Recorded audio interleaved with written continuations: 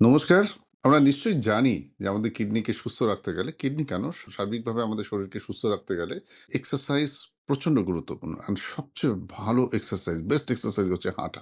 WHO recommend করেছেন যে every day 30 minutes brisk walking is one of the best means to keep your cardiovascular health okay, if your heart okay. Not only that, Joints movements ভালো এবং এগুলো সব ভালো থাকলে আমাদের কিডনিও ভালো থাকে। তো এই মিশন নিয়ে প্রত্যেক বছর নেফ্রোকেয়ার থেকে আমরা একটা ওয়াকাথন অ্যারেঞ্জ করে থাকি। ঠিক প্রতিবারের মতো এবছরও 14th December, that means coming Sunday, ঠিক সকাল 7টা বিধাননগর সল্টলেক স্টেডিয়ামের গেট নাম্বার 3 উল্টো দিক থেকে আমরা সবাই একসাথে হাঁটব। প্রায় 5,000-এর বেশি মানুষ অলরেডি রেজিস্টার করে ফেলেছেন।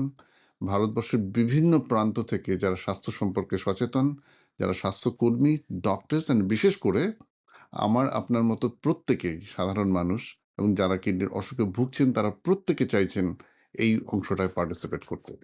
Let's work for health, let's work for kidney. আমরা আশা করছি আপনারা প্রত্যেকে পার্টিসিপেট করবেন। আর এই ভিডিওর নিচে আমাদের একটা লিংক দেওয়া রয়েছে, সেখানে ক্লিক করে প্লিজ রেজিস্টার ইউরসেলফ।